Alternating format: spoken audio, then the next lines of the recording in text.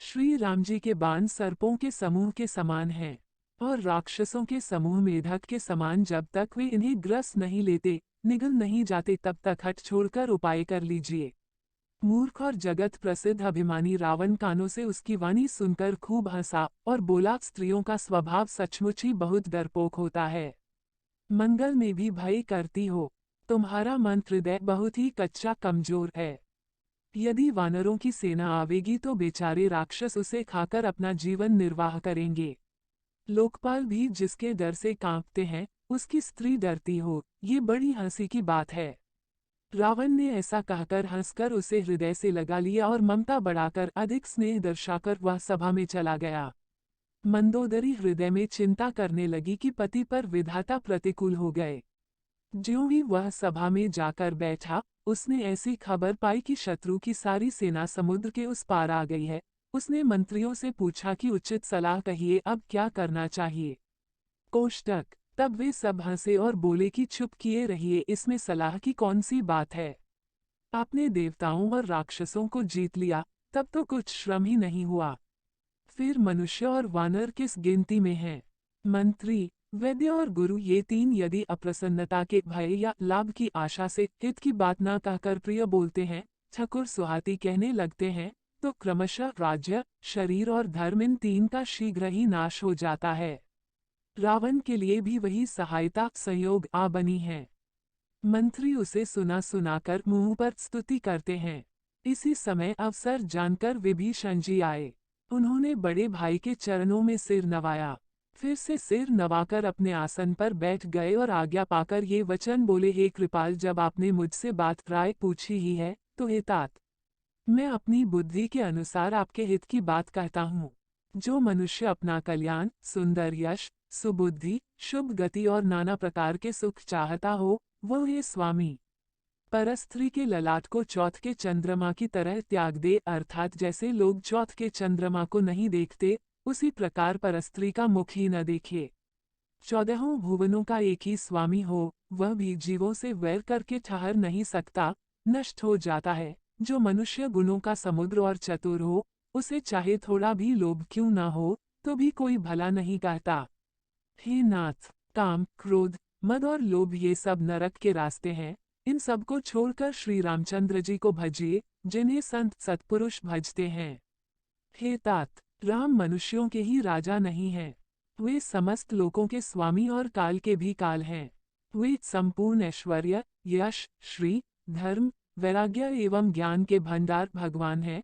वे निरामय, विकाररहित, अजन्मेय, व्यापक, अजेय, अनादि और अनंत ब्रह्म हैं। उन कृपा के समुद्र भगवान ने पृथ्वी, ब्राह्मण, गो और देवताओं का हित करने के लिए ही मनुष्य शरीर धारण किया है भाई, सुनिए, वे सेवकों को आनंद देने वाले, दुष्टों के समूह का नाश करने वाले और वेद तथा धर्म की रक्षा करने वाले हैं। वैर त्याग कर उन्हें मस्तक नवाए। वे श्री रघुनाथ जी शरणागत का दुख नाश करने वाले हैं। हे नाथ, उन प्रभु सर्वेश्वर को जानकी जी दे दीजिए और बिना ही कारण स्नेह करने वाले श्री राम जी को भजिए। जिसे संपूर्ण जगत से द्रोह करने का पाप लगा है, शरण जाने पर प्रभु उसका भी त्याग नहीं करते।